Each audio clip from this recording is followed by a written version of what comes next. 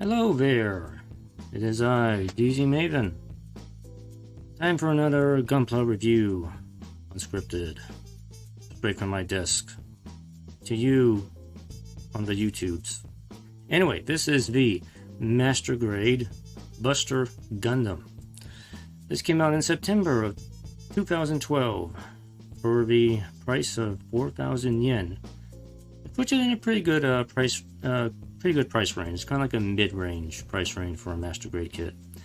This is one of the many GATX based Gundams. There's a few you can get in Master Grade. The GATX set from Gundam Seed, including the Strike Gundam, and this is one of them. They all share a similar internal frame, which is the GATX runner here. Let's get to the slideshow here and show you photos. So here's the box art. Pretty nice box art. I do think the box art for the Seed kit has been pretty good here. This one's it's okay. It's pretty good. Has a Buster Gundam in its firing pose with the, I believe it's called the armor piercing shotgun form. Here's a look at the side of the box here. Just straight up looking pose at the what you get with the Gundam here. Shows you a little bit what you can do with the weapons on the kit here. There's not a whole lot of accessories with this kit. It's really just the two big rifles and accessories, and that's kind of it. And an action-based adapter and a little Dirka figurine. Other side of the box, again, just some more posing. There's a little bit of a nice line art here.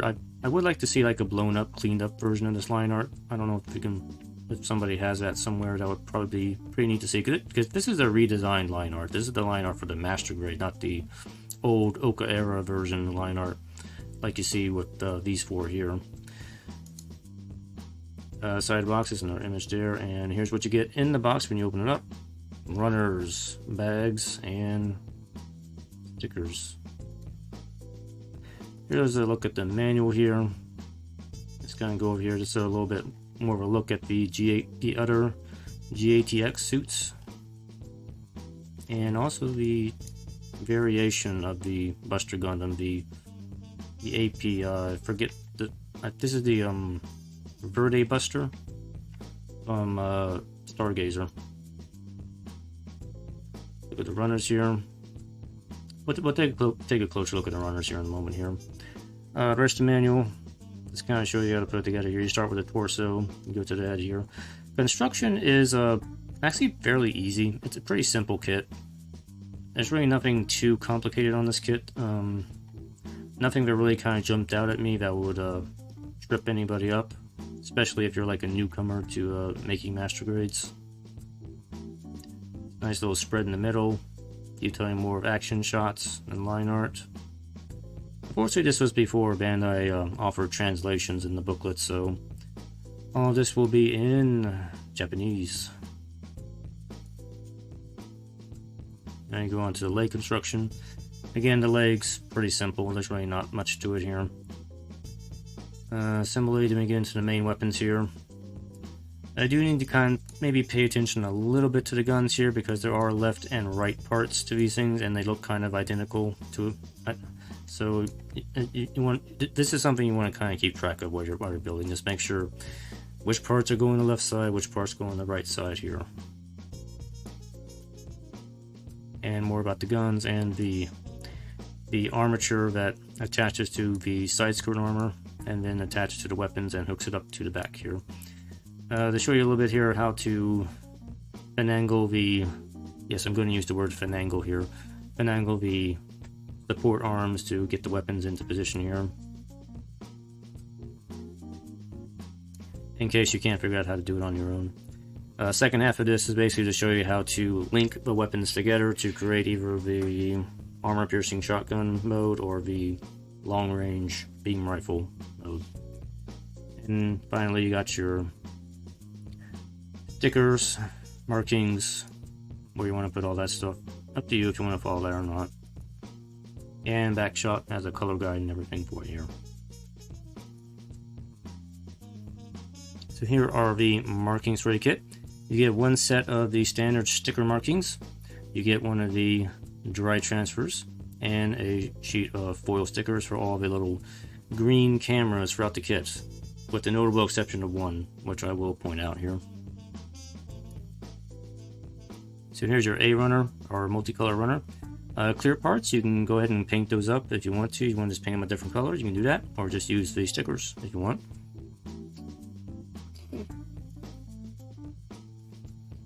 You got a B runner. Some parts for the legs here, other stuff. Not every part on these runners is used, by the way, because these runners are kind of recycled from throughout the various GATX kits, so most of the parts will be used, but some parts won't be, so you're probably going to end up with leftover parts here. I mean, there are a few leftover parts with this kit. Yeah, this green part, this is just the feet. The feet's right there. And this is the first of that X-frame runner here, which is used throughout the Master Grade GATX kits. Comes with the hands, parts of the arms, and everything here. And the other X-frame, parts for the legs, knees, everything's here. And a bit for a chest too. And this one is also X-frame as well. Comes with parts of the arms, some more parts for the legs and knees, and ankles. And this runner is unique to the Buster Gundam. Okay, so we're getting into unique parts here now. So these are mainly parts for the shoulders and the skirt armor. A little bit for the torso here. And more parts for the Buster Gundam. These are the parts for the armatures for that holds weapons. This is all ABS plastic, including little parts for all the little handles and everything here. More of this light beige. This is mostly for the leg armor and arms. We have our dark green for the torso and parts for the main weapons and shoulders. And K runner is our gray plastic for the weapons. So parts for the beam rifle, part for the shotgun here. And more gray plastic. This is parts for the backpack, a little bit of detail parts for the inside of the legs, and parts for the torso, thrusters, and stuff throughout the kit. And one sizable sheet of polycaps. So here's a look at the internal frame when it's all put together, all nice and gray. This is mostly ABS plastic, so don't use your paint thinner on this, because that will damage the plastic here. So if you're not going to paint it, use the little cheap Gundam marker pins, just not the pouring type ones. Because I did make that mistake on one part, like right here in the middle here in this torso. I used the pouring type pin on there and it stained the ABS plastic, so you don't use that on the ABS plastic. Here's a shot of the back of the internal frame. I did a little bit of detail painting on it, but not a whole lot. Just shot of the lower leg here. And here's a look inside the cockpit with our little figurine of Dirka. Didn't paint it up, but I did use a panel liner on it. Actually, this is a good shot here to show you this thing here, right here. This is the little clear. That little clear part that kind of goes in there with these little two scope sensors. Those are supposed to be green, but they don't give you any stickers for that. So that is something you will have to actually paint on this kit. Otherwise, it's just going to be clear. So probably just a little bit of oversight from Bandai there. Posing the frame. It's an excellent frame for posing. There's really no real issue with it.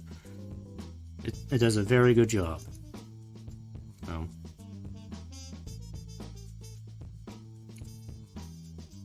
show it off a little bit more here.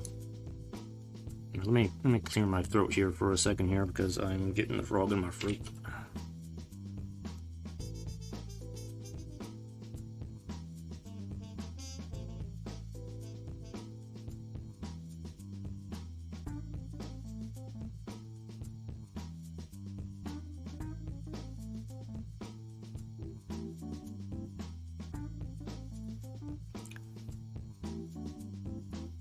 Okay, I'm back. Sorry about the pause there. I didn't want to talk while I'm like that.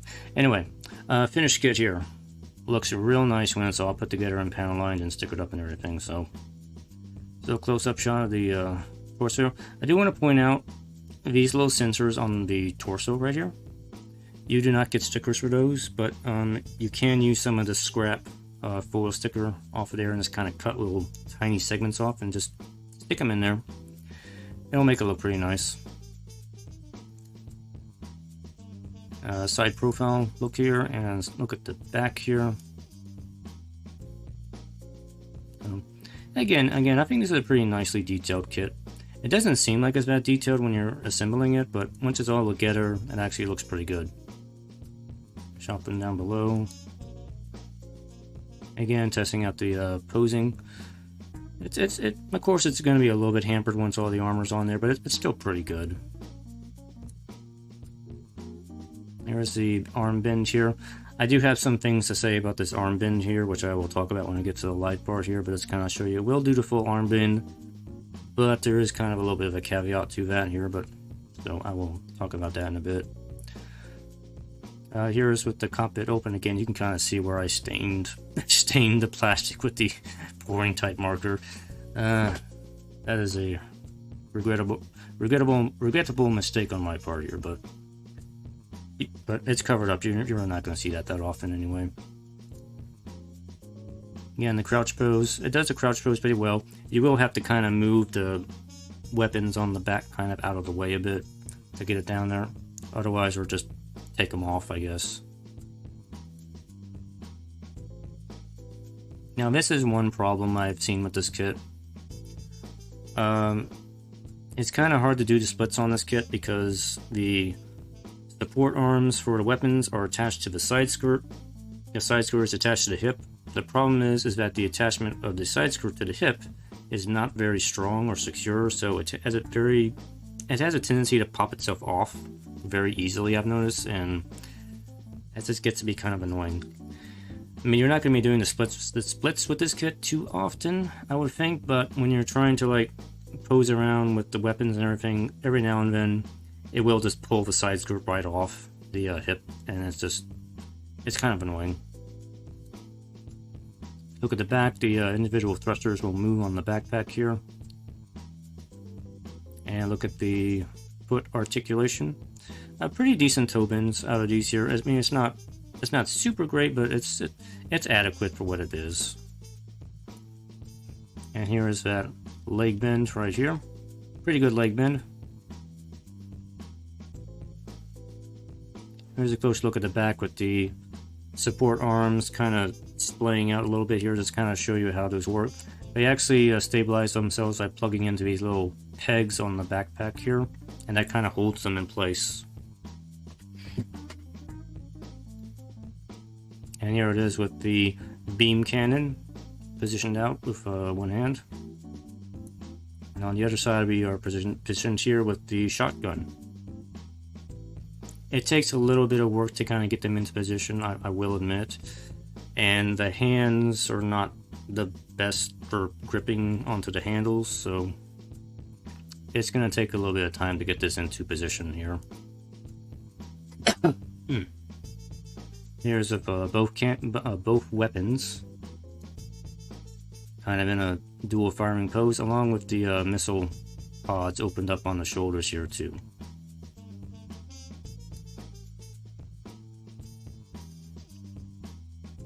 And here it is up on the action base with both weapons here.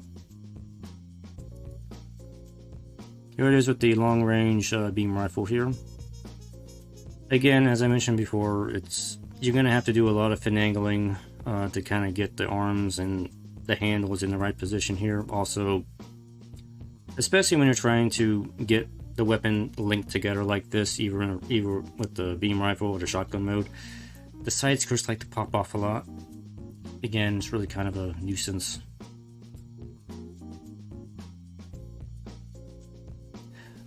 Speaking of the clear parts, which I didn't really talk about, you have scope lenses. There's like 3 on the beam rifle, and there's actually 2 on the sides of the shoulder, including that one I mentioned on the for like the crotch area of it. and inside the head here. I went ahead and painted all those clear green and put a little silver paint behind those because that's just the way I like to do things. The only foil sticker I used was the one for the eyes. And here it is with the armor piercing shotgun mode. It's basically just a reverse of the long range beam rifle.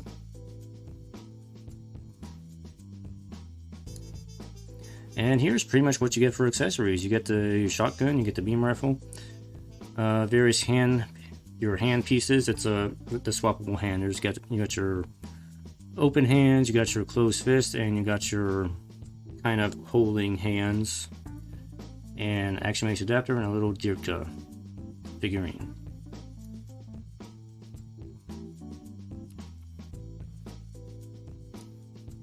Alright, so let's go to the live view so I can get into a little bit more in-depth here for you here. So, here's a close look at the Buster Gundam here. I'm not going to do too much posing with the cannons and everything here because it's kind of a pain in the butt to do and it just takes a while for me to do. But I will talk about a few things about the articulation here. Articulation, like I said, is pretty much okay for this kit. It's not like super great, but it's not very terrible either. Yeah, it's about as much of an arm lift as you will get out of this thing because the shoulder armor kind of gets in the way here. On the head here, on the back here, I have noticed that it is a little tricky to maneuver the head because this little collar in the back gets in the way quite a lot here. So if you're basically a professional, this is something you might want to consider shaving down a little bit back here just to kind of give the head a little bit better range of motion. Because it gets caught on stuff back here like quite a lot. You also can't really bend the head back straight because of it, because you just can't bend the head back straight. It's always going to be at an angle. Your missiles, they open up like that. Now the arm thing I want to mention here. This is something I've seen a couple of reviewers mention here. And when you bend the arm, that ends up happening like that. You just saw that. Now what's actually happening here is that the joint is actually pushing this piece off right here. The joint in here is it's basically hitting this little piece right here and pushing the whole part off. So I feel like that's a bit of a design oversight from Bandai. I don't know why nobody noticed that, but otherwise you can only really bend the arm that far before you start pushing this off. So yeah, I'm not sure why they did it that way, but it's just kind of something to be aware of here. Now there is some torso articulation, but it's kind of really hard to do while everything's kind of put together on here because, like I said, the guns are attached to here and they're also attached on the back here, so it's kind of, it holds everything together pretty nicely, but it does kind of limit the torso articulation, I would say, so I wouldn't worry about this too much here. The cockpit hatch, this is impossible for me to open without some sort of tool, because you can't really grab this thing. I was just getting like a little toothpick. There's like a little notch like right here. Stick it in there, you can get it in there, and then you can grab this and open it up. So otherwise, without that, you're gonna have a hard time opening this thing up here.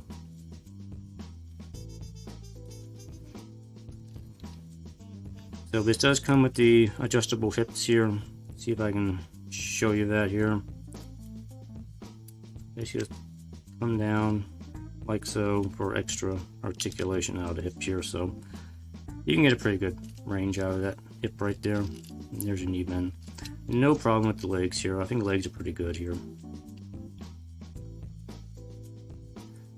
And I'll show you this articulation for the arm here. It's a pretty decently articulated arm. The only thing is that it is very stiff right here because this is a plastic on plastic joint here.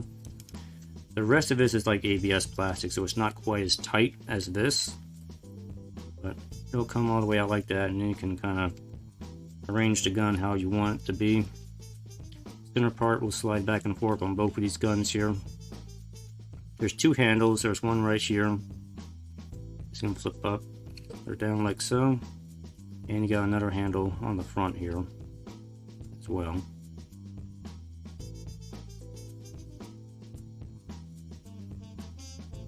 This is that little notch right here. It's this little piece right there. Kind of just plugs into that. If you can get it in there. Sometimes it moves out of the way. Yeah. Now the side skirts, as I mentioned, they do kind of pop off really easily. See if I can maybe do it with this one here. Yeah, I didn't really have to use too much force to pull that off. Just something to be aware of. I wouldn't worry about it too much. And get that back on there. Now the hands here, I do have them right here. We got our open hands, the closed fist hands, and I have these hands on here right now. Now I did see in I think it was Jabman's review, you might want to consider shaving down these little pegs that are in here, because it really does make it hard to like get the hand around these little handles here. They do have notches in them for like plugging the hands into, but it's really hard to get them in there, so I would probably just not even bother with that and just kind of try to slip the hand around the handle, and don't worry about trying to get the notch in there or anything. It's more trouble than it's worth, and this thing already came off again. Put that back in again, stay in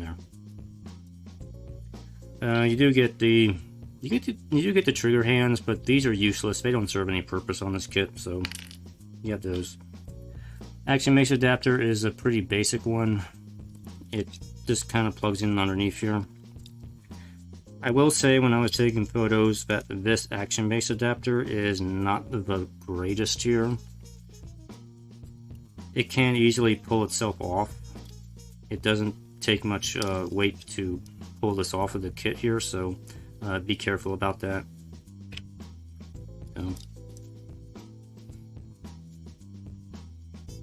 I think the only really a couple other things I probably will mention here is, I normally don't talk about the stickers on the sticker markings on a lot of kits here, but I gotta say, I don't think I really like the sticker markings on this kit.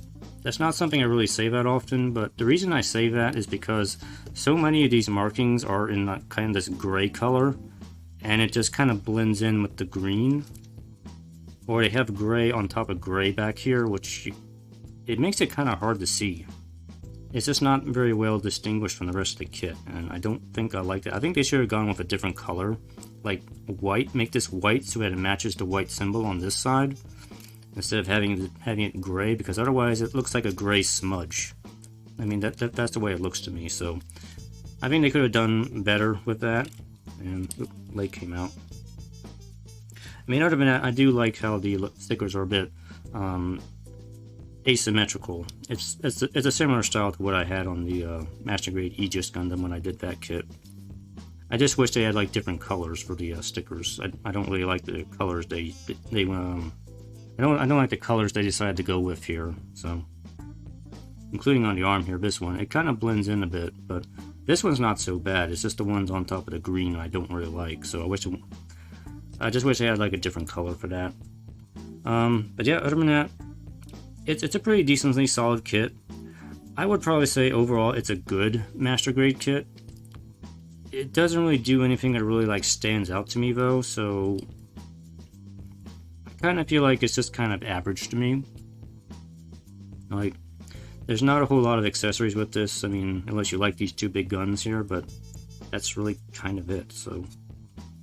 Color scheme is pretty nice though. I do like the color scheme. There is a decent level of detail on the parts here. Articulation's alright. But other than that, it kind of feels like just an average Master Grade kit to me, so nothing really too bad with it. But it doesn't really stand out either, so. So anyway, yeah, I think that's probably going to be it for this review. Hope you enjoyed, and hopefully you'll be back to see my next review, whenever that is. I haven't decided yet what it's going to be yet, so.